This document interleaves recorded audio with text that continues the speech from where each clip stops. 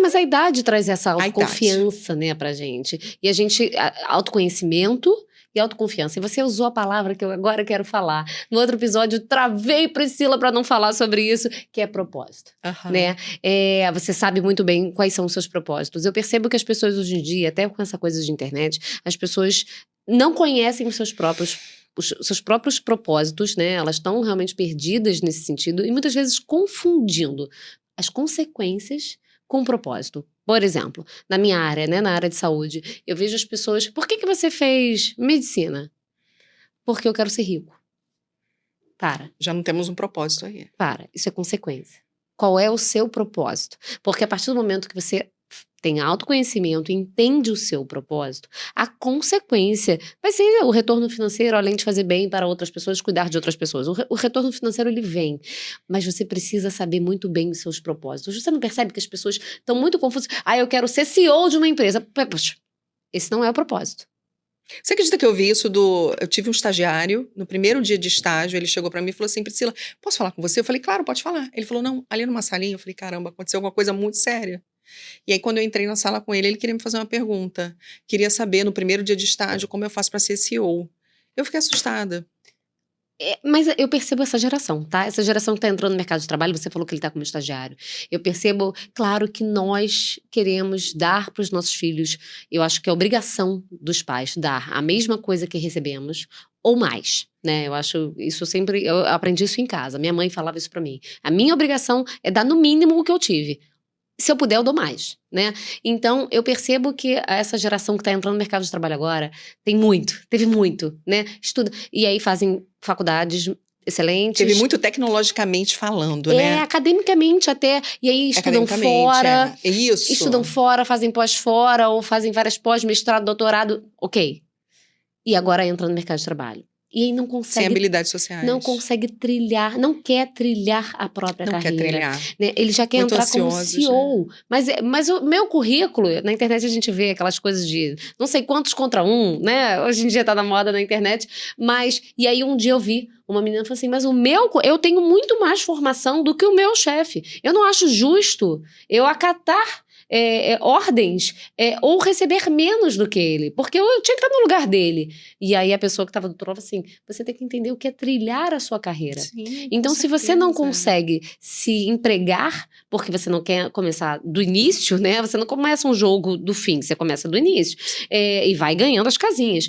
Se você não quer, empreenda. Mas a pergunta que né, para esse pessoal jovem, você empreendendo, abrindo seu próprio negócio, você vai começar, você pode ser o CEO, qual é o seu salário? É negativo. Eu vou responder, porque eu empreendo, né, desde que me formei, na verdade, herdei o empreendedorismo da minha mãe, o negócio da minha mãe. A gente começa no negativo, quando a gente começa um negócio, né? Então, e aí eu percebo essa questão principalmente essa geração, e aí você falou do seu estagiário, eles não sabem qual é o propósito deles. Não, e qual é o sinônimo de propósito? Sentido. A vida precisa fazer sentido. Eu sei que a gente não vai entrar tanto agora em propósito, né?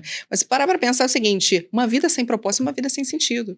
Então eu sinto muita pena quando eu vejo essas pessoas hoje tão perdidas, né? Quando na verdade eles estão procurando algo que eles nunca vão encontrar.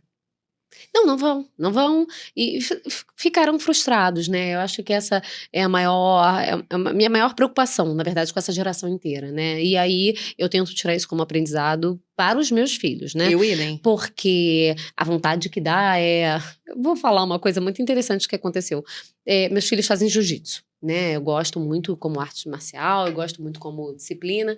E aí, um dia no carro, eu com eles falei assim, o que vocês querem ser quando crescer? O mais velho falou assim, eu quero ser empreendedor, eu quero ser empresário. Falei, meu filho. E aí a gente desenvolveu esse assunto. Mas o pequeno falou assim, eu quero ser professor de jiu-jitsu. Ele só tem 5 anos, né? E aí, olha, mãe, tá bom, meu filho. Eu achei engraçado, falei assim, tá bom, meu filho, você vai fazer faculdade de educação física e a mamãe vai abrir uma academia de jiu-jitsu pra você. Aí ele olhou pra mim, não, mamãe, eu não quero a minha academia de jiu-jitsu, eu quero ser professor da academia de jiu-jitsu, que eu já faço. Mas olha a mãe querendo pular uma etapa da vida do filho, né? E aí a gente muitas vezes não percebe o mal que a gente faz para os nossos filhos, querendo acelerar profissionalmente a vida deles, né? Então, vendo essas situações de hoje, essa confusão dessa geração, A gente precisa tirar isso como aprendizado para não repetir isso com os nossos filhos, porque a tendência é essa. Com certeza. E aí eu acho onde a nossa geração foi prejudicada, vê se você acha, nós não tivemos, teu caso é diferente porque teus pais já eram dentistas, já tinham toda uma estrutura, a gente não teve encaminhamento profissional. A nossa geração não teve, né? Eu com 18 anos eu não sabia o que ia fazer. Ninguém nunca me pegou e tentou entender realmente qual era o meu propósito. Eu era inteligente, ponto. O que eu ia fazer com isso, né? Não, a gente tinha aquele teste vocacional na escola, Ai, né? gente, era muito fraco, Era né? fraco, né? Eu acredito que a coisa tenha se desenvolvido melhor atualmente. Eu Está em também, 2025. quero acreditar. Isso foi em 1990 e alguma coisa na escola. Não, já era 2000. Enfim.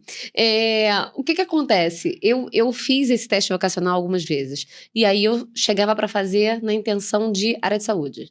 E eu respondia com essa intenção. E o que dava no resultado? Área de saúde. E eu tava na época na dúvida se eu ia para a área de comunicação social ou se eu ia para a área de saúde. E aí outro dia pedia para fazer de novo com a psicóloga da escola, sentava e falava assim, não, hoje eu vinha com aquela intenção de jornalista. E aí respondia as perguntas, dava o que no final? Jornalismo, comunicação social, área de humanas. Uau. Então, era ainda... Uma vez eu fiz e deu isso aí também. Foi a área de humanas, jornalista. Deu. Então, assim, a gente fazia esses testes, eu entendia uma tentativa já dessa área de psicologia, de orientar os jovens no sentido da escolha da profissão, mas ainda era falho. Tomara que hoje em dia os nossos filhos já peguem uma coisa melhor, né? Nesse sentido. A gente já começa a trabalhar lá em casa de um certo encaminhamento. A gente está tentando identificar os skills da nossa filha, né? E tentar direcionar. Eu não vou deixar uma coisa tão aberta assim, faz o que você quiser. Não, filho, olha só, suas tendências são essas aqui. Sim. Qual que você acha que você vai explorar? Né? E aí você acaba entrando aqui, que você faz com a tua filha, mas aí eu queria saber de você. De que forma você entende que o seu autoconhecimento e a sua disciplina te ajudaram a crescer como empreendedora? Uhum.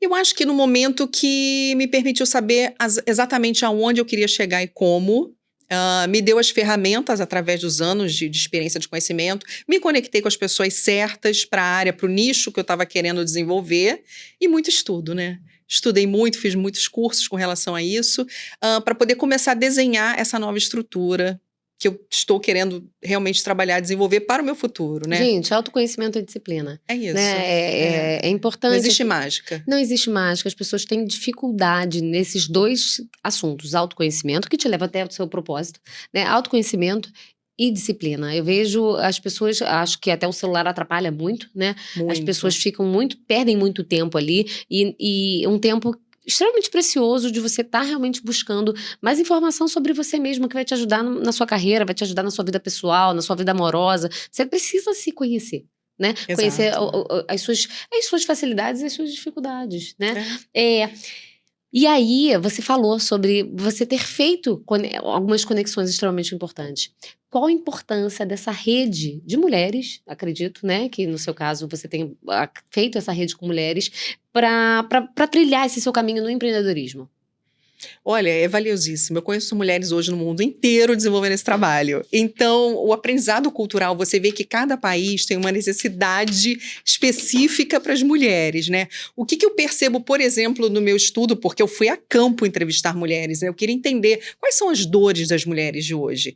E aí eu fui entendendo, né? Vamos falar de Brasil. Seriam as brasileiras, falta de perspectiva profissional, falta de apoio da família para uma mudança, medo de recomeçar, falta de incentivo por falta do esposo.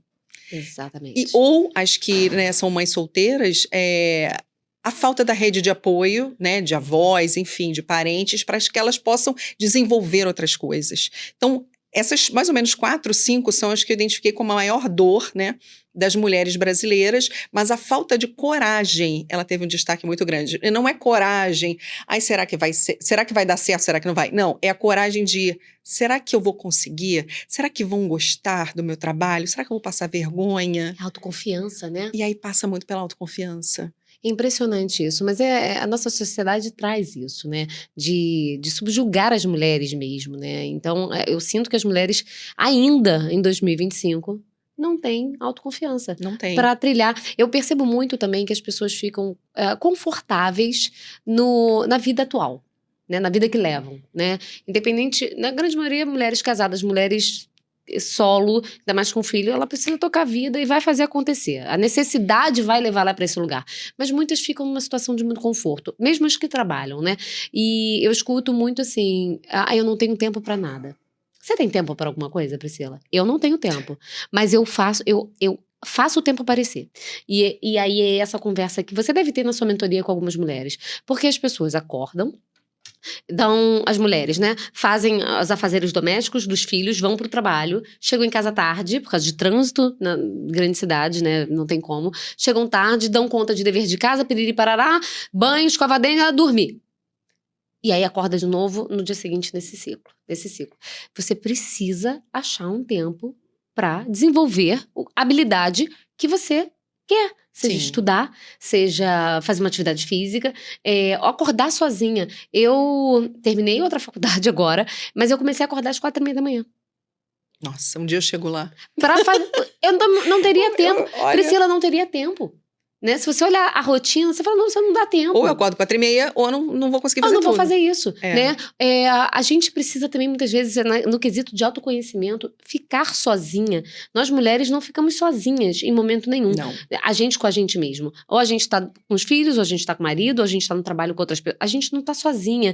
Então, esse momento de estar sozinha para ter um momento de autoconhecimento, ou até de ler alguma coisa, buscar alguma coisa pra você, que você quer, a gente não tem. Então, a gente precisa buscar esse tempo. Eu sei que é difícil, mas é um treinamento. Essa Sim. coisa de acordar cedo, ai, Deus me livre, eu não vou aguentar. É um treinamento. Se você começa a fazer, a coisa acontece.